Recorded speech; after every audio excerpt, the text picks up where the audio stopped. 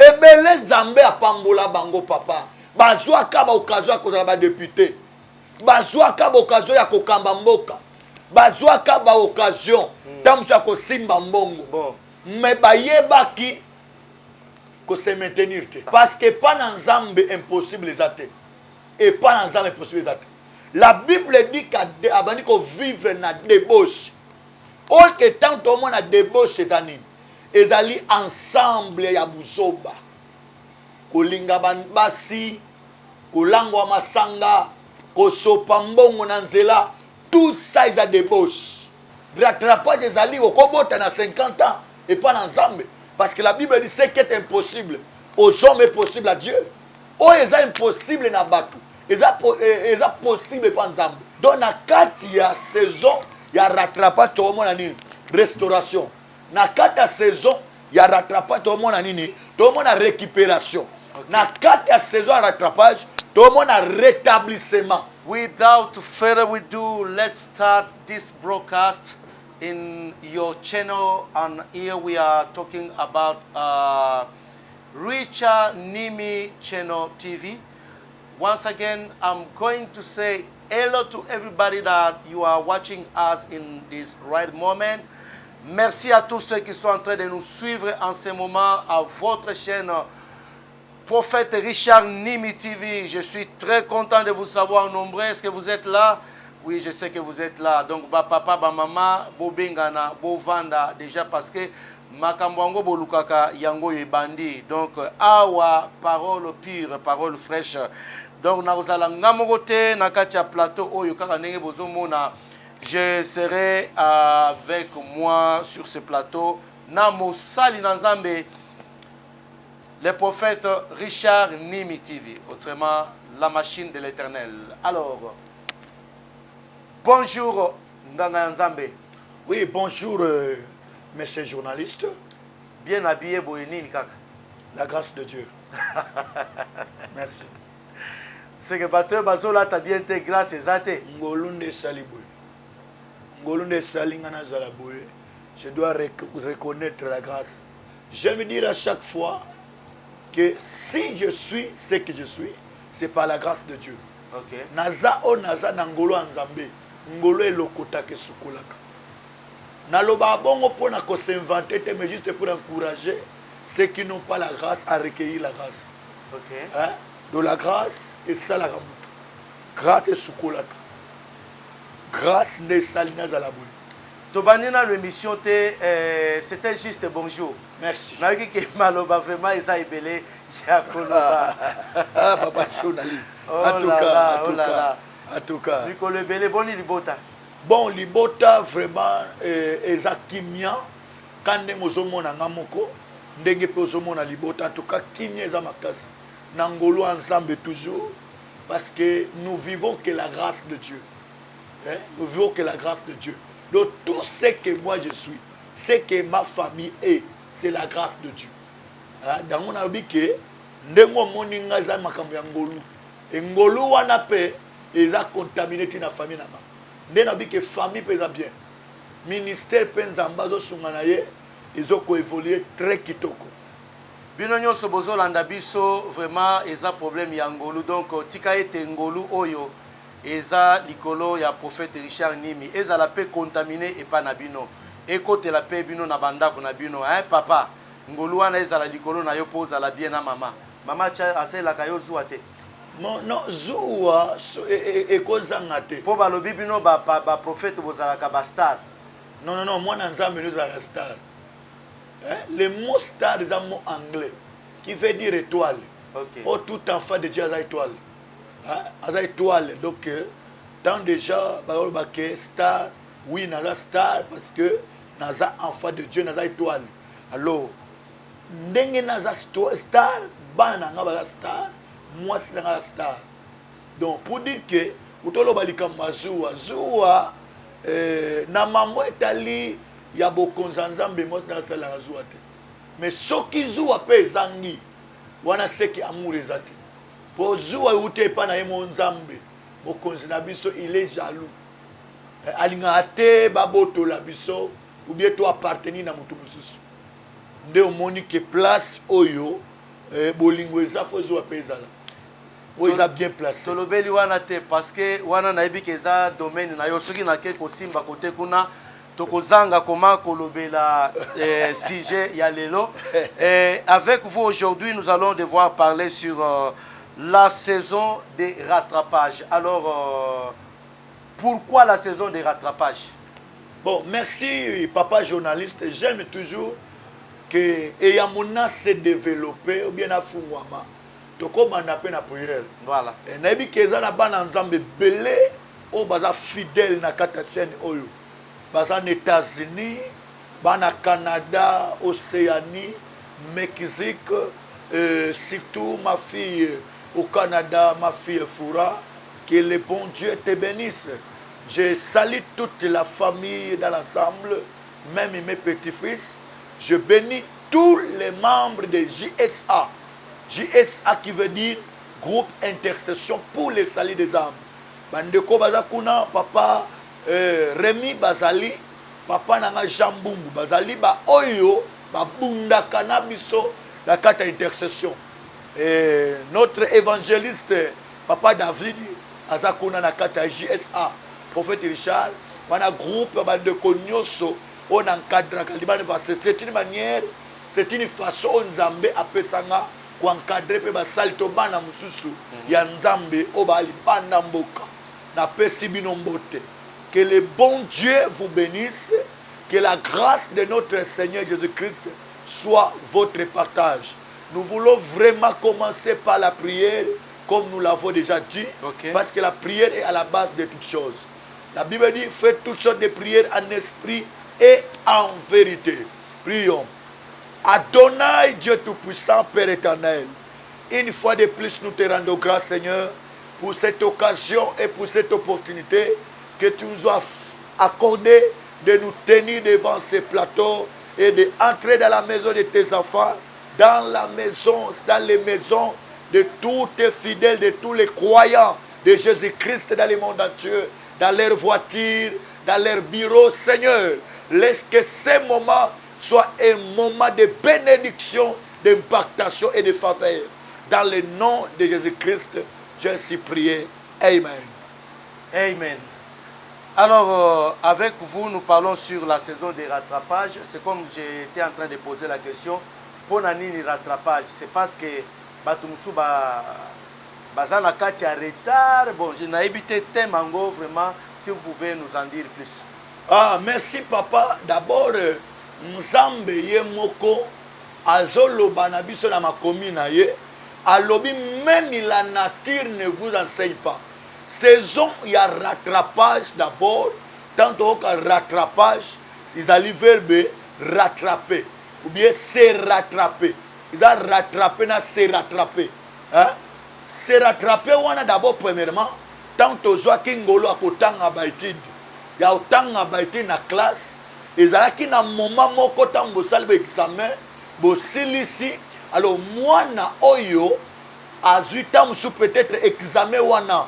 Sur 20 points, examen ils ont perdu 20%. Moi, à 8 ans, avant que moi, je un examen, il fallait à partir de 10, il sur 20. So moi, je suis à 8 sur 20, ou bien 6 sur 20. Mais Azam, tu as l'équipe dans les classes.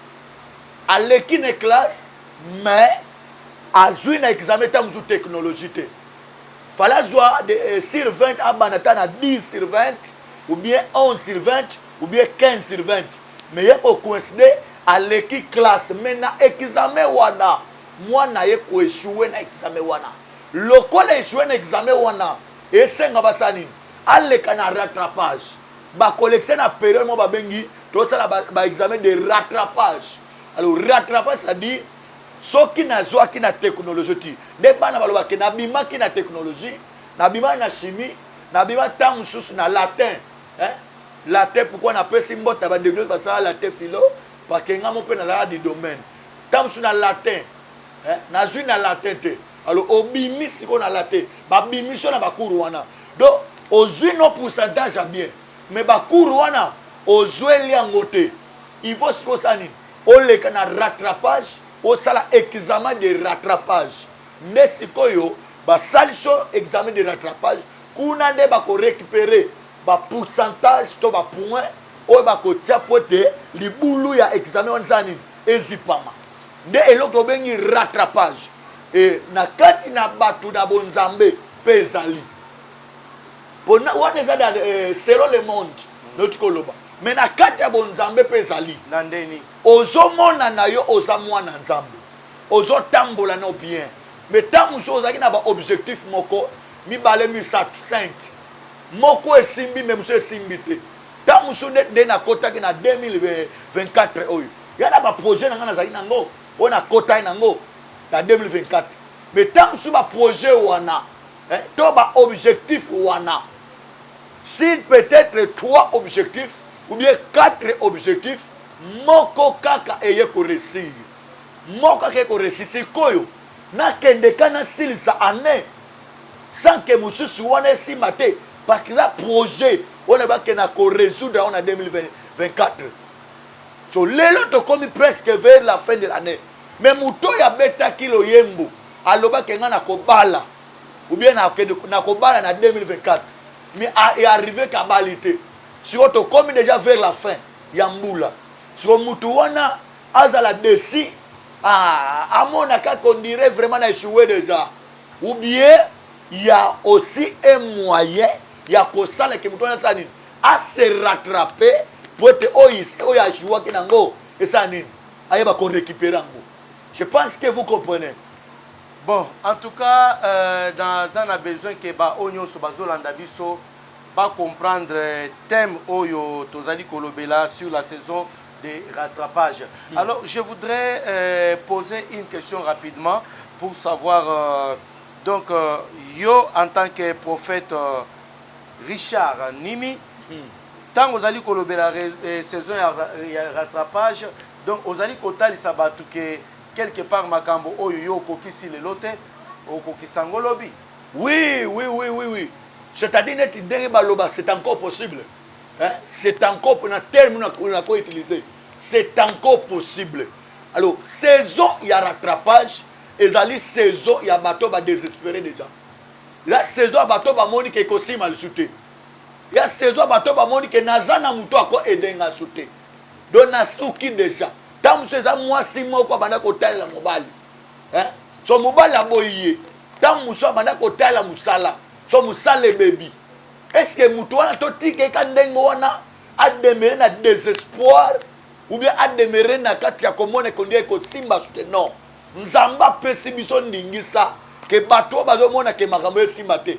Papa banda na bala déjà na kokisi 45 ans. Alors selon le monde médecin alobi ke 45 ans comme dans la ménopause. Mais or et pas dans Nzambe rattrapage ezali. Rattrapage ezali okobota na 50 ans et pas dans Nzambe parce que la Bible dit ce qui est impossible aux hommes est possible à Dieu.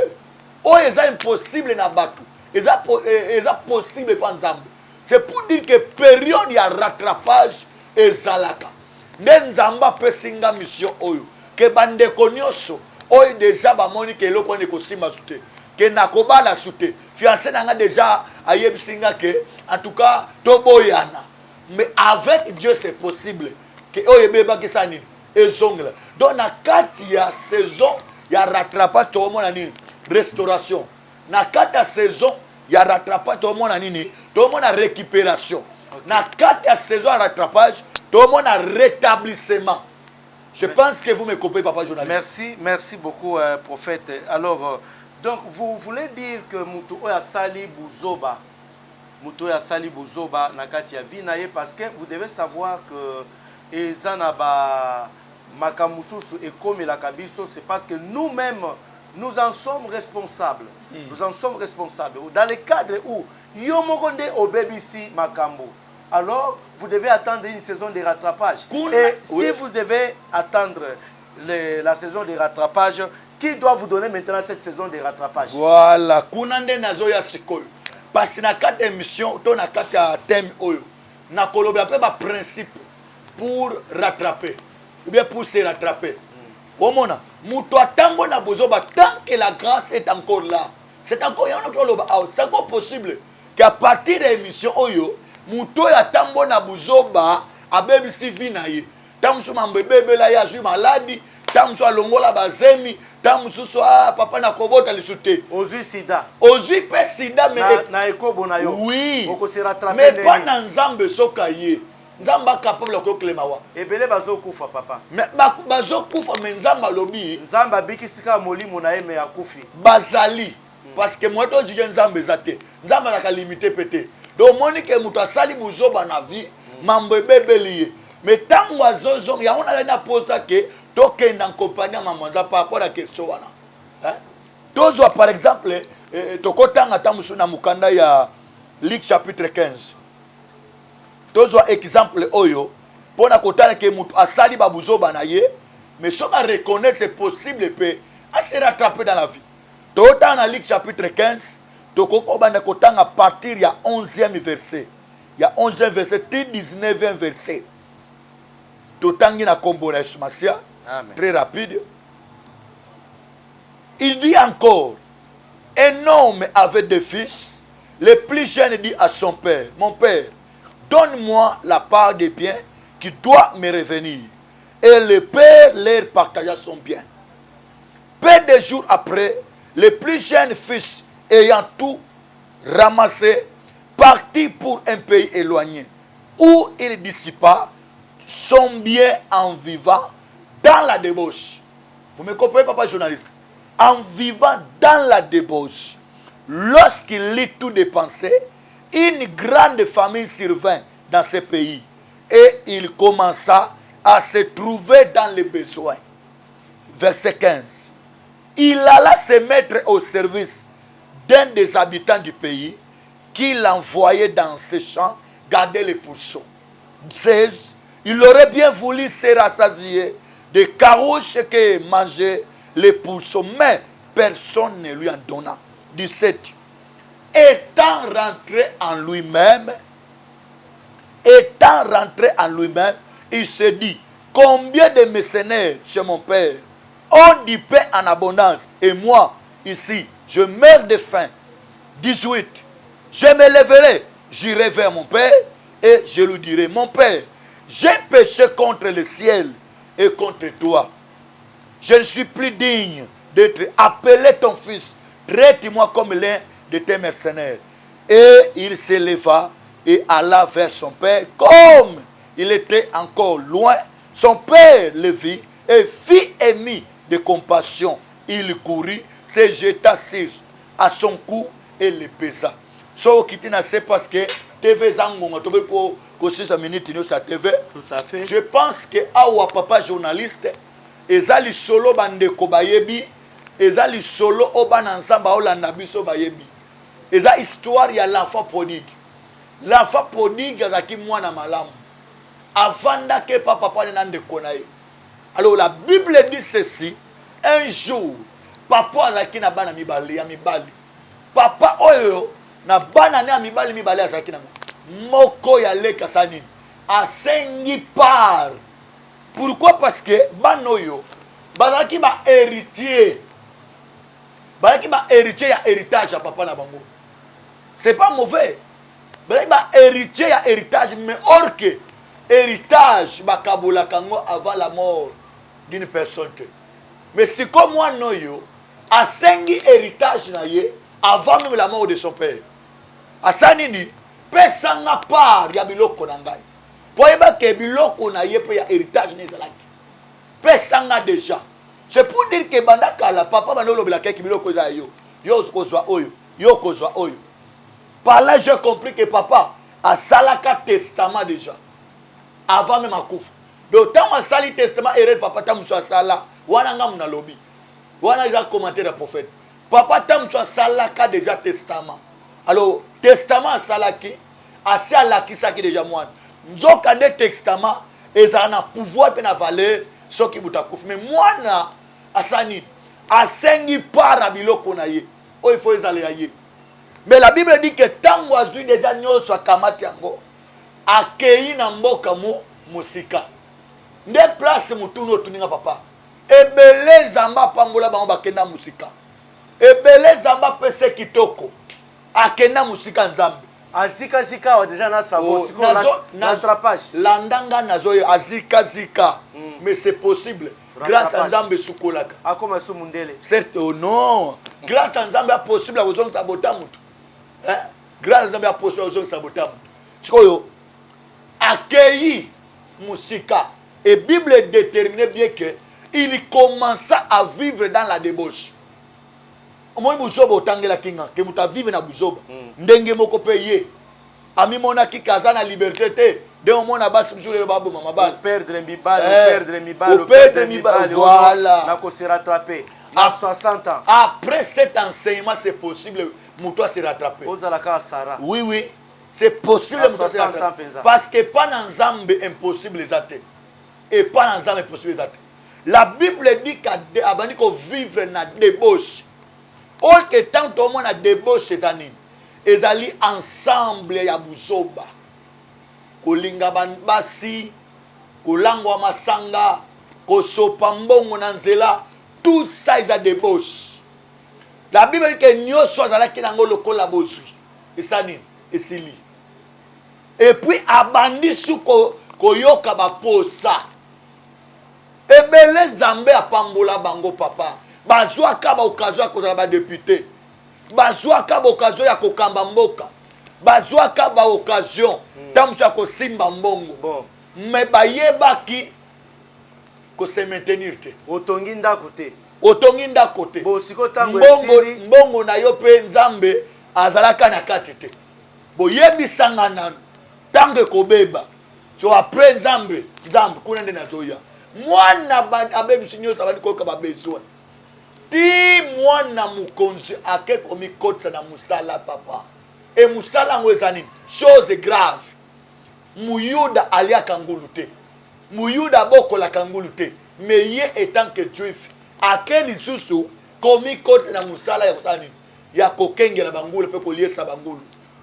Pota luka moye biloko bangulu baolia ye pasani. Ngulu d'abord balobi que un animal impur.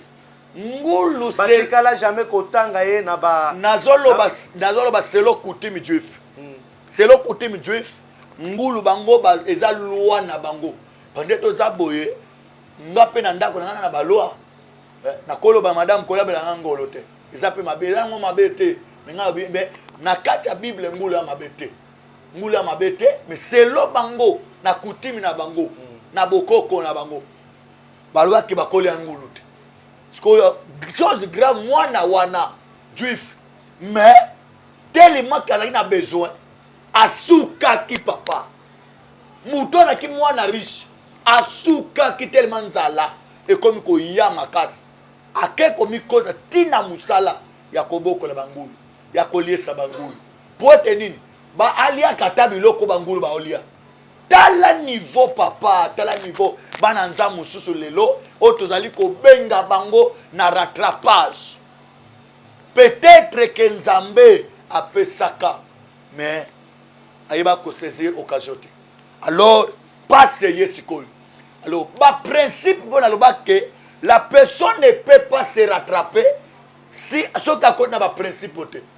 Maintenant simba ta principe moko voilà to simbango parce que tant voilà principe aliboso oy sova ki mwana oyo la Bible dit tango abandi ko luka aliata biloko bangulu baolia mais mutu moko ta pesa kiango na momo ngalia biloko bangulu baolia kolo bangulu papa biloko nanga eza bangulu nangai eza yote quantité eza bien précisée certainement nazata musu na 50 ngulu siko na yebi ke ngulu moko alia kasani siko yo ingokota na place nini nde moni mutu bibelo bibie ke mutu moko te apesaki ye yango alors eloko nini esala ke mwana se rattraper papa pour asala ki mabe quand même question na répondre par rapport à question na yo asala ki mabe asala ki buzoba mais sikoyo eloko nini bikisaki ye pour se rattraper parce que dans la rattrapage il y a le salut il y a la délivrance il y a la solution. Alors la Bible dit étant rentré en lui-même. Vous comprenez? Étant rentré en lui-même. C'est-à-dire à sa prise à conscience. Hein? Bible dit étant rentré, dans verset 17, étant rentré en lui-même.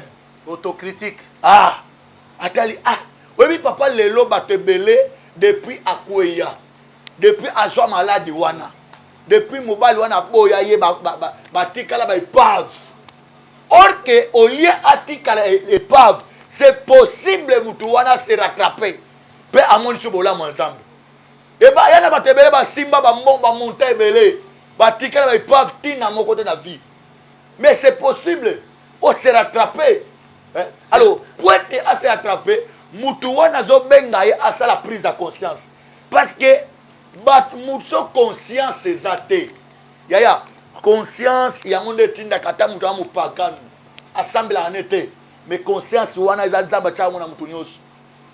En tout cas, merci beaucoup, homme de Dieu. Je pense que tous autres cheminés déjà vers la fin de cette émission. Car nous allons kolobela sur le rattrapage. Naningaki na insister sur eloko moko parce que na mona penza batu ebele oyo basala ba bêtise basala ba buzoba mutu abimaka libanda asala ka ba relation sexuelle non protégée et au finish mutu wana azui maladie ya sida. OK?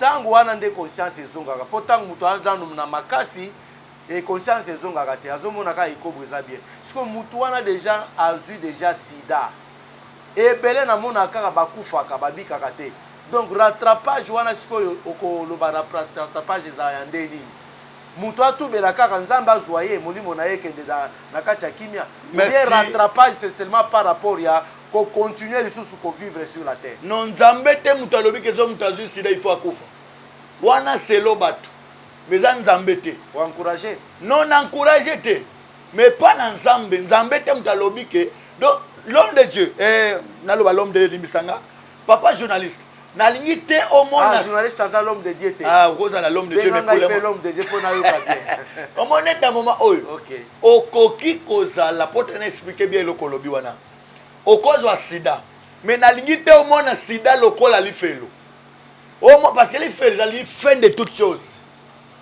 au monde kuna moyen chose autrement exacté mais sida papa ebikaka et puis deuxièmement nzambe aza incapable te soko tobisanga ke so mutu azwi sida tika koloba bongo zo encourager batu nyonso nalinga loba boy parce que ngai nabenga kanza zo encourager batu bana sida na minute non ngai na nayebisa bango ke penza wana messager na biso ay kolobela biso non landa na bisa yo nalinga lakisa bango ke nzambe alimité te po so obi ke mutu azwi sida bakufaka c'est pour dire qu'on dit aux limiter nzambe na domaine mo na limiter nzambe te mais conséquence à buzoba quelque part tant que tozali kolobela sur les rattrapages et homme de Dieu montrez-nous aussi conséquence à buzoba parce que mutu azali na kati ya buzoba avant de na kati ya buzoba il fait des shit na kati ya buzoba mutu wana rattrapage siko ya ko sala mais kasi mutu mususu azui malade moi so ya bengana ka mibali ya boya ka mibali landanga papa akoya ko se rattraper landanga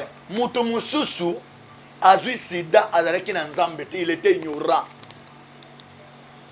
ignorant ayebaki ne parole de Dieu te mais mususu pe donc je voulais te parler que nous sommes au temps de la grâce c'est possible que mutu so nzambe alimbisi ye na kati kolimbisa wana soka reconnaître mabe na ye donc comprends-moi je suis en train de faire l'œuvre d'un évangéliste hein c'est-à-dire mutu so nzambe a pardonné il est aussi capable à abikisa ye na maladie c'est pas dire nzambe que soka limbisa ko c'est limité il peut arriver ça c'était le domaine de Dieu selon lui ye nzambe et dépendre na ye nzambe que soka limbisi na ko be ko yokele ma wana bikisi parce que je connais même un homme de Dieu hein mutu moko azaki na sida ona kotanga kombote un homme de Dieu mais abika na sida wana azalaka pede oba sanzot mibali na mibali mais tant bateye évangile papa azana sida mutu apele sida wana mundele po ya azaki même na kisi ya usani ya kolinga mindele moi j'ai besoin que au monde te que sida est la fin de toutes choses que nzambe asuki kaka wana soki mutu azwi sida donc nzambe yela nzambe suki wana non. En tout cas nous chitons déjà parce que le timing qui nous a été donné est déjà terminé mais brièvement dans 2 minutes est-ce que eza na conséquence te